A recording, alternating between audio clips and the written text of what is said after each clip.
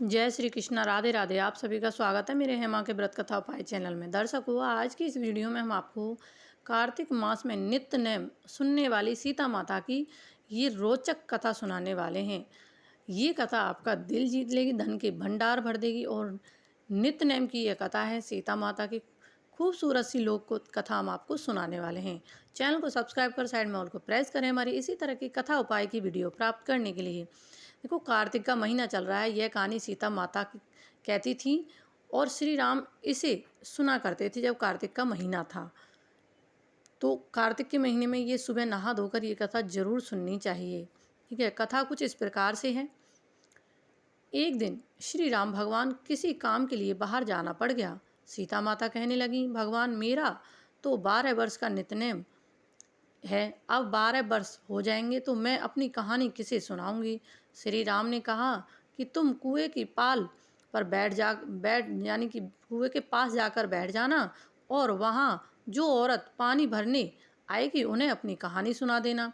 सीता माता कुएं की पाल पर जाकर बैठ जाती है। एक स्त्री आई, उसने रेशम की जारी की साड़ी पहन रखी थी और सोने का घड़ा ले रखा था। सीता माता उसे देखकर कहती है, बहन, मेरा 12 वर्ष का नित्यनेम हो गया है, आप मेरी कथा सुन लो। पर वह स्त्री बोली कि मैं तुम्हारी नित्यनेम सुनूंगी, मुझे तो घर जाने दो, मैं तुम्हारी नित्यनेम क्यों सुनूं, मेरी सास मुझसे लड़ेगी। उसने कहानी नहीं सुनी और चली गई।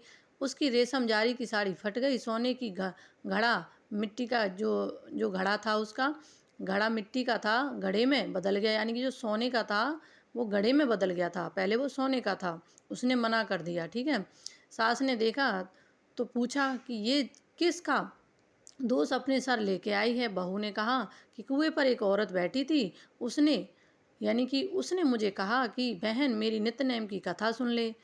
तो मैंने उसकी कथा नहीं सुनी और मेरी साड़ी फट गई। मैं वहाँ से चली आई, लेकिन मैंने सुनी ही नहीं, जिसका यह फल मुझे मिल गया। बहू की बात सुनकर अगले दिन वह साड़ी और घड़ा लेकर सास कुएं की पाल पर जाकर बैठ जाती है। सास को वही माता सीता बैठी मिली हैं, वहीं मिल जाती हैं।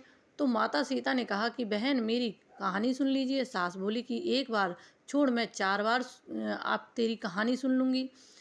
तो वो क्या कहती हैं सीता माता, राम आए, लक्ष्मण आए, देश के पुजारी आए, नित्य नेम का यानी कि नित्य नेम का नेम लाए, आओ राम, बैठो राम, तपी रसोई जियो राम, माखन मिश्री खाओ राम, दूध बतासा पियो राम, सूत के पल का मोठो राम यानी कि मोठो राम, साल दुसाला ओढ़ो राम, जब बोलूं जब राम ही राम, राम सवेरे सबके काम, खाली घर भंडार भरेगो, सबका बेड़ा पार करेगो, जय जय जय श्री राम, जय जय जय श्री राम। वो इस तरीके से कथा सुना देती हैं। सास बोली कि बहन, कहानी तो बहुत अच्छी लगी। कहानी सुनकर सास घर चली गई और उसकी साड़ी फिर से रेशम जारी की बन गई। मिट्टी का घड़ा फिर सोने के घड़े में बदल गया। बहू कहने लगी, सास माँ, आपने ये सब कैसे किया। सास ने कहा कि बहू, तू दोष लगा के लाई थी और मैं अब दोष उतार कर आ रही हूँ।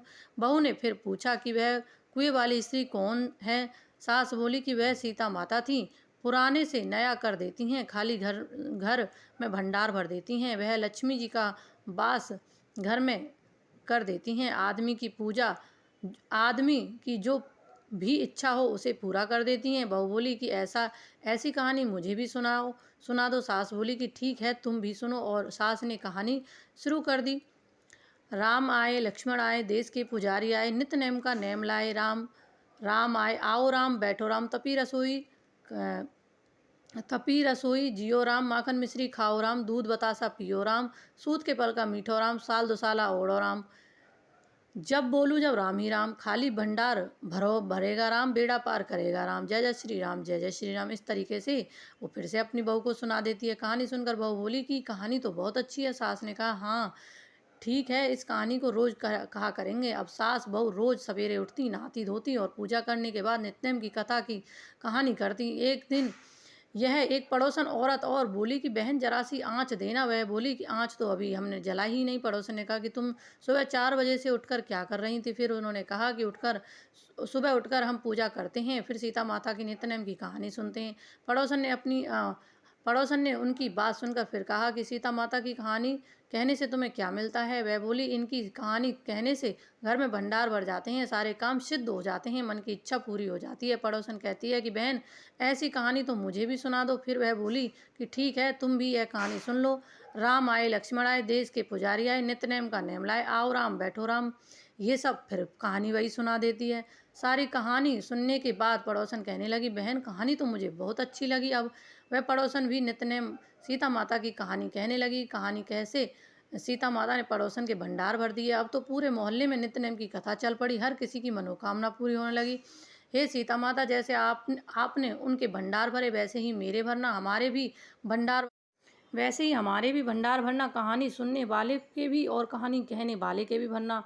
तो ये कहानी आपको सुबह के समय नहा धोकर सीता माता की कहानी अवश्य ही सुननी चाहिए। सभी मनोकामना पूरी होती हैं इस कहानी के सुनने मात्र से।